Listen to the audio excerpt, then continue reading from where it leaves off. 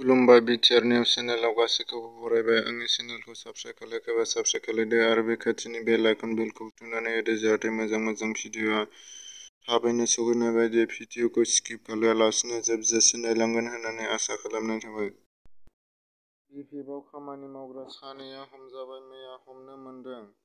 बिथांमोननि मुङा जाहैबाय सनमनजय बसुमतारी, गामि सोनाब बिसमुरि कक्राझार, रबिनाथ नार्जारी, गामि नं 1 महेन्द्रपुर कसुगाव कक्राझार। बिथांमोना जेलनि आलासि जानांबाय। बिथांमोननिफ्राय माखासे हाथियारबो हमनो मोननाय जाहैदों। गंबा AK-56 राइफल, मोन 8 मेगजिन, मोन 11 सेलजों गंसे UBGL, गंसे इन्डासकेट राइफल आरो गोबां बिबांनि ग्रेनेड मोननो हादों।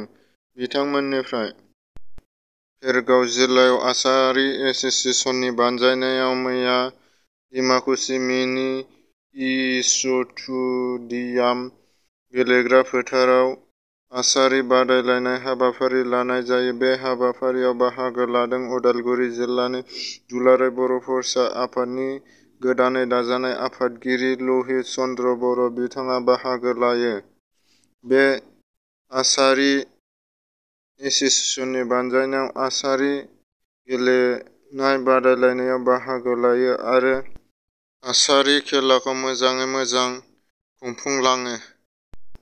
हिमन्त बिश्व शर्माया खौरांगिरिनि मेलाव सरखारि खालामनायनि सायाव खावलायनाय जायो। खौरांगिरिनि मेलखौ खौरांगिरिनि मेलाव मन्थ्रि बिथाङा बुङो दि 5 फेब्रुआरिनि रायजोनि सा 29,700 फोरोंगिरिनो थिसनथाइ गथायगोन।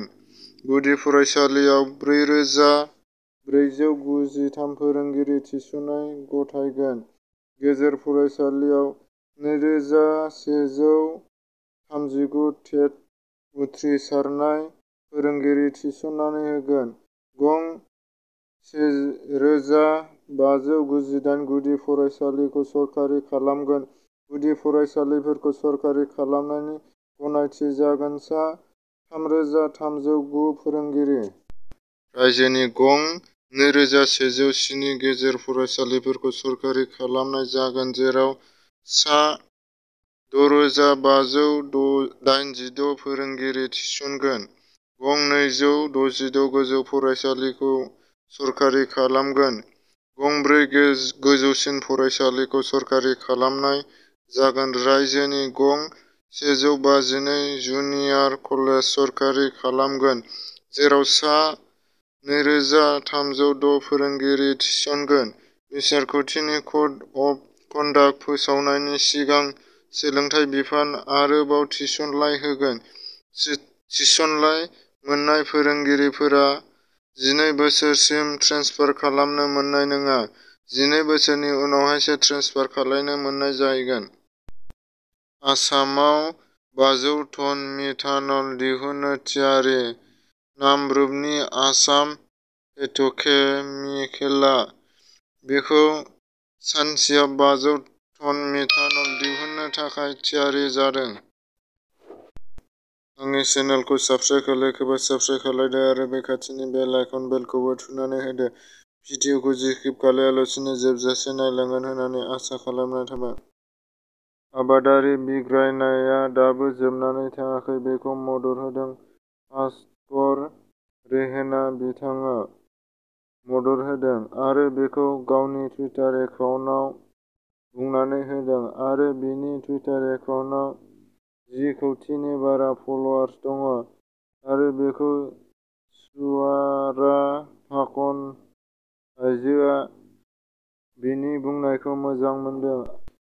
कारगनारबादआ बिनि बुंनायखौ मोजां मोनाखै।